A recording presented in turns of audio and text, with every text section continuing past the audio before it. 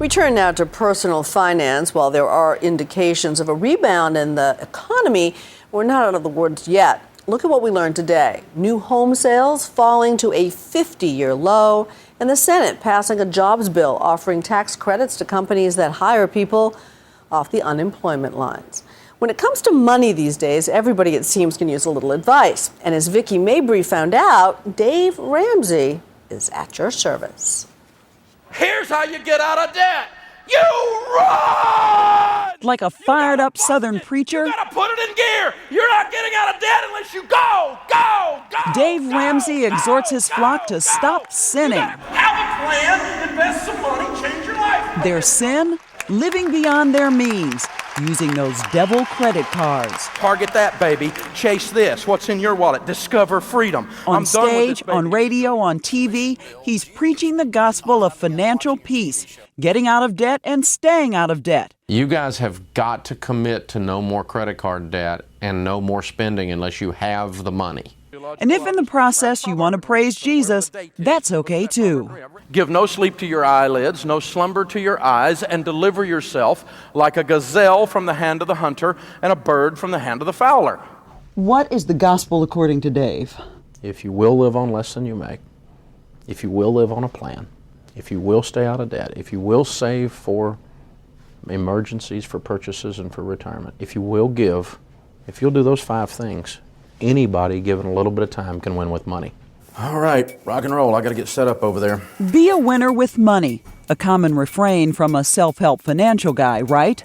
But what may surprise you is where his advice comes from. I remember standing in the shower at 27, 28 years old with the water scalding hot in my face and just stand there and cry because I was so scared.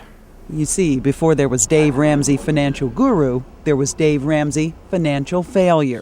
And they were going to come take the furniture out of the house, and I finally just said, you can't have the baby bed. I've given you everything else. Back in the 80s, he started out as a successful real estate flipper.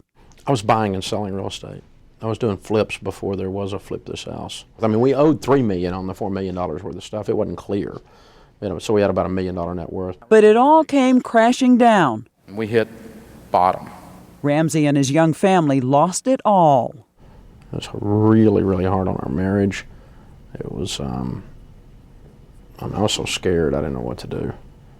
Just this little 28-year-old kid with 2 little new baby and a toddler and a wife ready to leave. If she had the money, she left. But is that the best teacher? No, but it's a thorough teacher. It's a thorough teacher. You won't forget the lessons. But he slowly dug himself out of debt and had an epiphany. If he could do it, anyone could.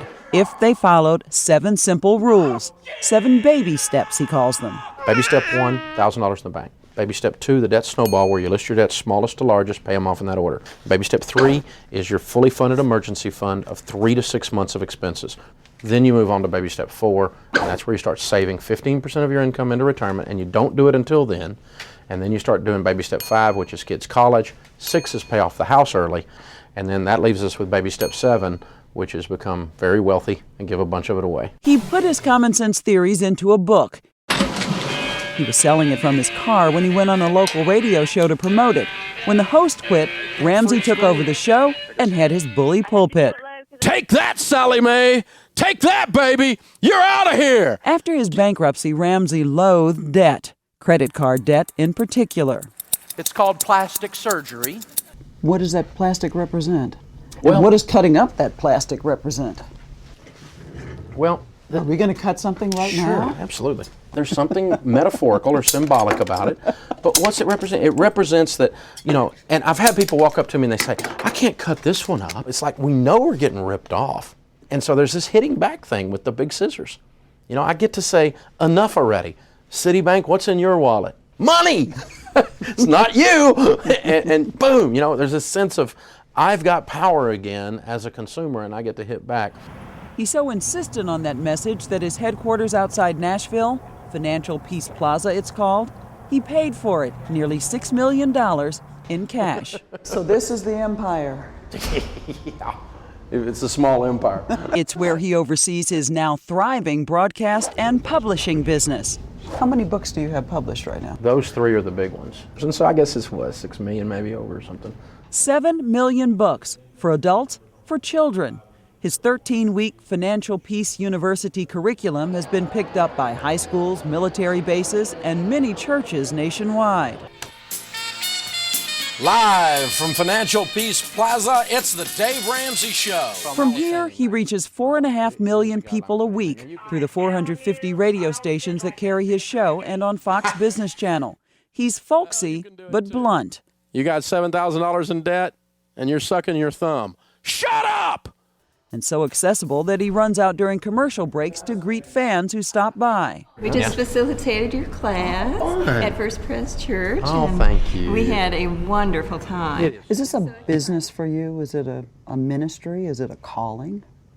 This is a calling, and it's a business, and it's a ministry. But first, it's a calling. It is his faith in God, in Christianity, that forms the foundation of all his teachings. I'm a pretty bold Christian, not in the sense that I try to beat somebody up with that. Wealth and faith go together? Wealth and faith have always gone together. Solomon was very wealthy. Job was very wealthy. Moses was very wealthy. But they didn't view themselves as somehow being the rich guy on the hill that owned everything.